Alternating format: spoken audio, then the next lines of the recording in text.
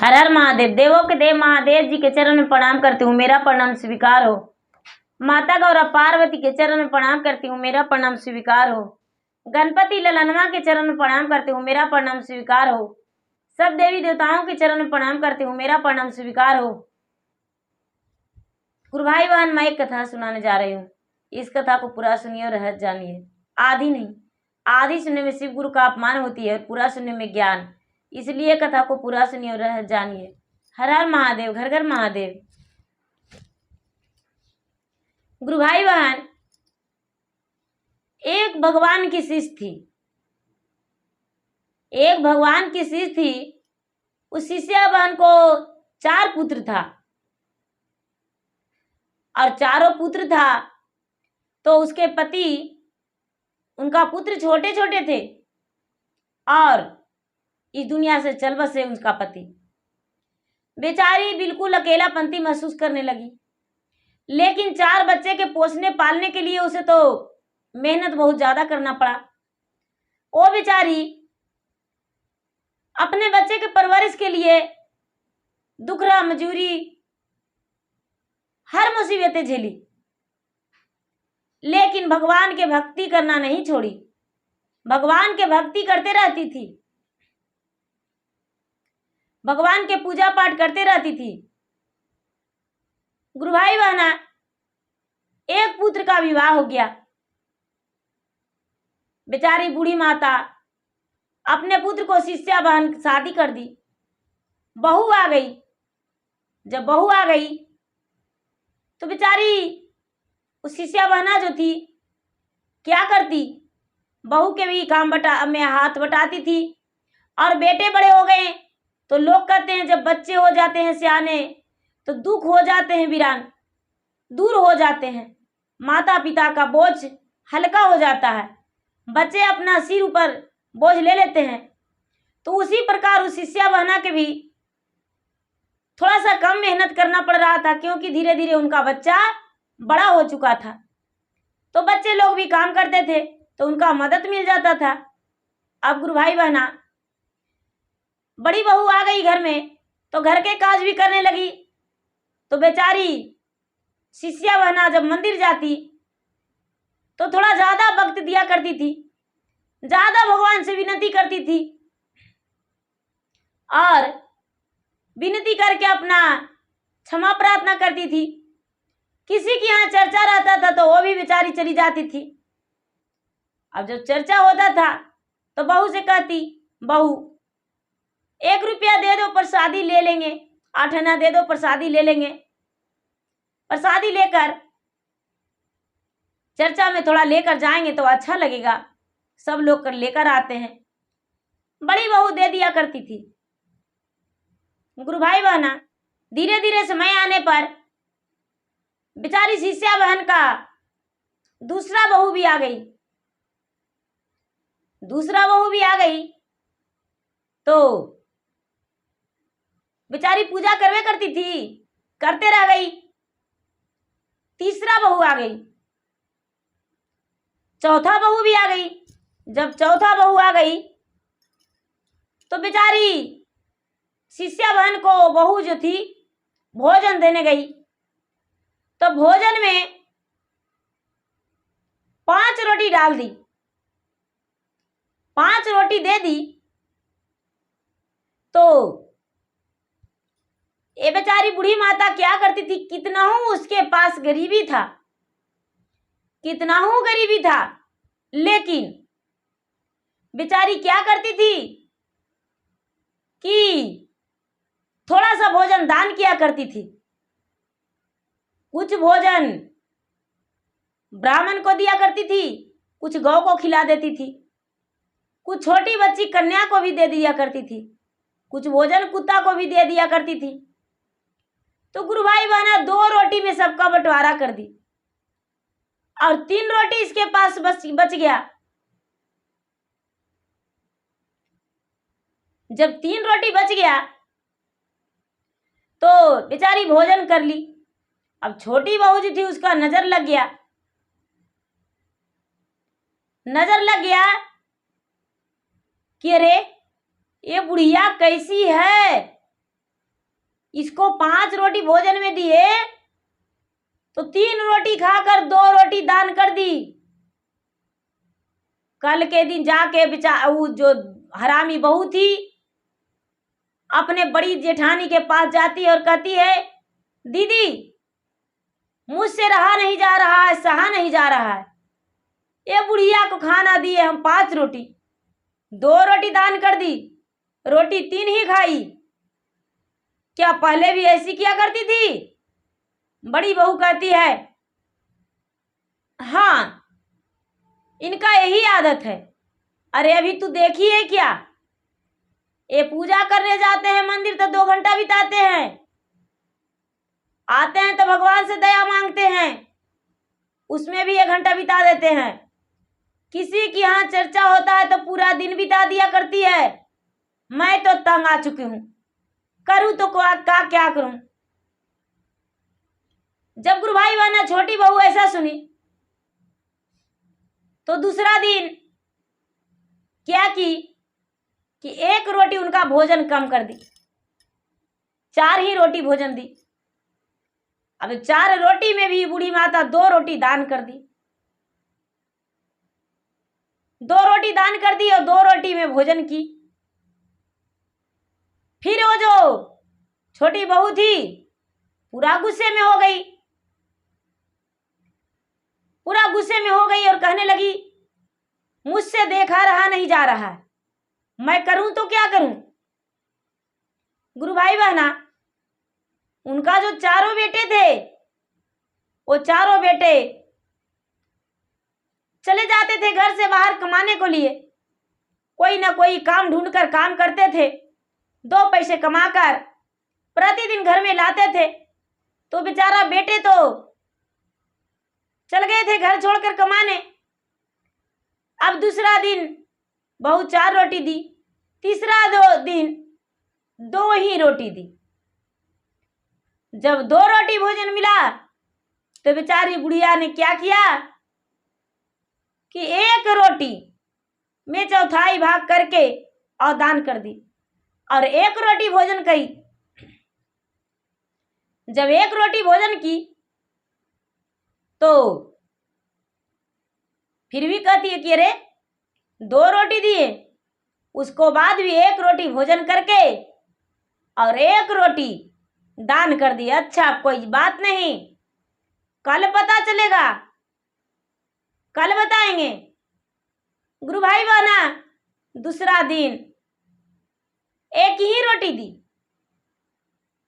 जब 1 रोटी दी तो बुढ़िया क्या किया, आधा रोटी खा के आधा रोटी दान कर दिया। अब गुरु भाई बहन उसके दूसरा दिन बुढ़िया का भोजन रुक गया, भोजन रुक गया और एक हाथ में कटोरा धरा दी बहू और बोली, जा मेरे घर में तुम्हारा कोई जगह नहीं, मेरे घर से तू चली जा। क्योंकि जब 5 रोटी भोजन दिए तो भी दान कर दी, 2 रोटी, 4 दिए तब भी दान कर दी, 2 दिए उसमें भी दान कर दी, 1 दिए उसमें भी दान कर दी। अब मेरे घर में नहीं तो तुम्हारे लिए कोई जगह है और नहीं तो भोजन है, मेरे घर से तू चली जा। गुरु भाई बहना बेचारी शिष्या बहना आंखों से आंसू पोंछते हुए और घर से निकल गई, कटोरा हाथ में ले ली और कटोरा हाथ में लेकर घर से निकल गई। जब घर से निकल गई तो शिष्या बहना का पोता था, बड़ा बेटा का, पढ़ाई करके आ रहा था स्कूल से। जब देखा कि अरे मेरा दादी माँ 1 कटोरे लेकर आखिर कहाँ जा रही है, दादी से पूछा, दादी माँ तू कहाँ जा रही हो 1 कटोरा लेकर। बेचारी दादी माँ उसको बोली, बेटा रहता रमता जोगी बहता पानी, गंगा में जब धारा उमड़ता उसका कोई रोकने वाला नहीं। जो घर से निकल गया जोगी बन के जो सच्चे जोगी रहता है दरवाजा नहीं लांघता है बेटा। बस उसी तरह हम भी एक भिखारी बन के भटकने जा रहे हैं। कहाँ अन्न कहाँ पानी मिलेगा, कहाँ मुझे सोने का जमीन मिलेगा, ये पता नहीं। पोता ने क्या किया कि हाथ पकड़ लिया अपने दादी को और बोला कि हम भी तुम्हारे साथ चलेंगे। गुरु भाई बहना, वो बेचारी बुढ़िया नहीं मानी। बेचारी शिष्या बहन पोता को लेकर जाने लगी, लेकिन रात उसको बिताना पड़ा एक वृक्ष के नीचे।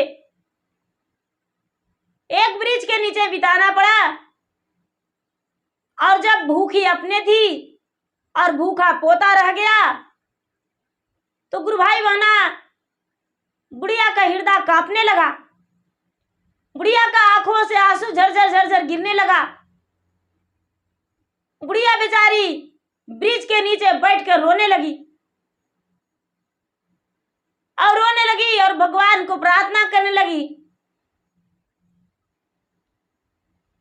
जान कैली न कबाने कसुरवा रे जान, जान कैली न कबाने कसुरवा रे जान, जान बहुआ कैलन घर से बहरवा रे जान, जान बहुआ कैलन घर से बहरवा रे जान, लोटावा में जलवा भारी कैली तोहर पूजन मारे जान, जान कैली तोहर पूजन मारे जान, जान गलिया गो में कैले तोहर भजनिया रे जान, जान गलिया गो में कैले तोहर भजनिया रे जान,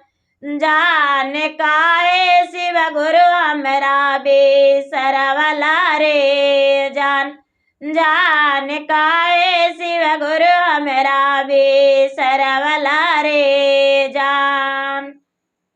गुरु भाई बहना, बेचारी भगवान के आगे हाथ जोड़ रही है, प्रार्थना कर रही है कि हे भगवान, आखिर कौन कसूर था मुझे, हमने क्या कसूर किया जो अपने नजर से मुझे दूर कर दिए। किसी के यहाँ शिव चर्चा होता था तो हम उसके यहाँ जाके भजन मंगल किया करते थे और बचेपन से आपका पूजा करते थे। आज उसका परिणाम यही मिला, उसका फल यही मिला। गुरु भाई बहना, पिता तो पिता होते हैं, माता तो माता होती है और पूरा जगत के माता जगदम्बे, जगत जननी जिसको मानी जाती है, जो जगत जननी है माता पार्वती और पिता महादेवा, दोनों वृक्ष से नीचे थाल में भोजन लेकर बुढ़िया के सामने आ गए और कहने लगे, अरे तू कौन हो इस वृक्ष के नीचे बैठी, हमें थोड़ा बताओ। बेचारी बुढ़िया कहती है, बाबा आपको हम आते नहीं देखे, आप कहां से आए। बाबा कहते हैं, बेटे इसी रास्ते से जा रहे थे, तेरा आंखों का आंसू मुझसे रहा नहीं गया देखकर, सोचे देख लेते हैं कौन है। गुरु भाई बहना, अपने ही हाथों से भगवान भोलेनाथ 2 थाल में भोजन दे गए, 2 थाल में भोजन दे गए। बेचारी पोते और दादी दोनों मिलकर भोजन की, पानी पी ली, भगवान भोजन पानी सब कुछ दे दिए। अब जब रात्रि हो गया, दोनों को आंखें झपक लग गया तो बेचारी बुढ़िया सपने में देख रही है कि तू अपने घर को लौट जा, जिस बच्चे के लिए तूने 7 धाम मांगी हो, जिसके लिए तू इतना दुखी हो, उसे लेकर तू कहां जाओगी। जब आंखें खुला तो देखती है कि बेचारी उसी जगह पे सोई हुई है, सवेरा हुआ, पोता को कहती है, बेटा तू लौट जा, हम कहीं भी जा सकते हैं। गुरु भाई बहना, पोता नहीं माना, दादी के पीछे पीछे चलने लगा। उसका दादी माँ का ममता आ गया। वो दादी माँ लौट आई घर, दरवाजे पर रुक गई। तब तक ये दादी माँ का 4 बेटे थे। चारों बेटे शाम में आए और कहने लगे, माँ घर पे नहीं है, आखिर माँ कहाँ गई। गुरु भाई बहना, चारों बेटों को बहू ने बोली, आप नहीं जानते। माँ ने बोली, मैके मुझे गए हुए बहुत दिन बीत गया है, हम मैके जा रहे हैं, इसलिए माँ मैके चली गई। जो बड़े वाले थे वो कहने लगे अपने पत्नी से, मेरा बेटा कहाँ गया। कहती है, क्या बताऊं, उसका तो पता ही नहीं कहाँ चला गया, लगता है दादी के साथ वो भी चला गया। गुरु भाई बहना, जब सवेरा हुआ तो बेचारी धीरे धीरे अपने दरवाजे पे आके शाम होते होते बैठ गई। चारों बेटा काम करके आया तो हाथ में एक टीना का कटोरा था। वो कटोरा चारों बेटा देखा, बोला, माँ रात कहाँ बिताई थी, दिन कहाँ बिताई, ये टीना का कटोरा तुम्हारे हाथों में कहाँ से आया। उसका बेटा बोलता है, पिताजी आप नहीं जानते, माँ ने दादी को भोजन नहीं दिया करती है, माँ ने दादी का भोजन कम दिया करती है, क्योंकि दादी गौ को खिलाती है, दादी ब्राह्मणों को दान दिया करती है, कन्याकुमारी का भोजन दिया करती है, इसीलिए दादी को भोजन नहीं मिलता है। और मेरा चारों माँ ने दादी को हाथ पकड़ के घर से निकाल दिया है। जब ऐसा आवाज सुने तो चारों बेटे सीना फाड़ फाड़ के रोने लगे पूरा, और माँ के हाथ धर के कहने लगे, माँ आज दिन से तुम्हें छोड़कर हम नहीं जाएंगे काम करने, चलो तू घर पे रहना, और तुम्हें बिना भोजन कराए हुए हम भोजन नहीं करेंगे। गुरु भाई बहना, बेचारी बुढ़िया बेटा की ममता में आकर और अंदर चली गई। चारों अपने अपने पत्नी को डांटे और बोले, तू मैकी चली जा, क्योंकि जो मेरी माँ बिना मेरे पिता के मुझे पोर से पाले, पढ़ाई लिखाई, जितना बन पड़ा उतना की मेहनत मजदूरी करके, और तूने मेरे ही घर में आकर मेरी माँ को घर से निकाल दी। बेटा बोलता है, जो छोटा बच्चा था, गुड़िया का पोता, पिताजी सब्र कीजिए, कोई बात नहीं, कुछ दिन माँ के बाद माँ का भी यही हाल होगा, एक दिन माँ को भी घर से निकालेंगे। उसकी माँ बोलती है, अरे इतना छोटा, इतना बड़ी बात। उसका बेटा बोलता है, तो जिस तरह हम तुम्हारे छोटे बच्चे हैं, उसी तरह मेरे पिताजी भी मेरे दादी माँ का छोटे बच्चे हैं, आपने मेरे दादी माँ को घर से क्यों निकाली, इसीलिए हम भी निकालेंगे, और नहीं तो मेरा दादी माँ का स्वीकार हो। गुरु भाई बहना, चारों बहू ने छोटी वाली बहू पे इल्जाम गिरा दी सब कि हमने ऐसा कुछ नहीं किया। ये छोटी वाली बहू आई, छोटी वाली ऐसा की। छोटा वाला बेटा था, वो बोला अपने पत्नी को, यदि मेरे घर में रहना है तो ठीक है, मेरे माँ को प्रतिदिन तुम्हें कपड़ा धोना होगा, मेरे माँ को पैर दबाना होगा, समय समय से भोजन देना होगा, यदि नहीं करोगी तो मेरे घर से चली जाना। गुरु भाई बहना, अपने पति के डर से उस समय से बूढ़ी माता को भोजन देने लगी और उसका कपड़ा धोने लगी, समय से उसके नहाने की तैयारी, उनका तेल, पैर दबाना, सब कुछ उनका जिम्मेदारी हो गया। बेटा चारों ड्यूटी करके आते थे, काम करके माँ को पूछते थे, माँ तूने भोजन की? माँ बोलती हाँ बेटा भोजन कर लिए, तो चारों बेटा खा लेता था। यदि माँ कहती थी हमने भोजन नहीं किया है, तो बेटा भोजन नहीं करता था, माँ के भोजन करा के ही किया करता था, क्योंकि दुख दर्द माता का बेटे का अंदर सालता था, उमड़ता था। इस कारण अपने माँ के ममता में बेटा डूब चुका था, और उसी तरह होना भी चाहिए।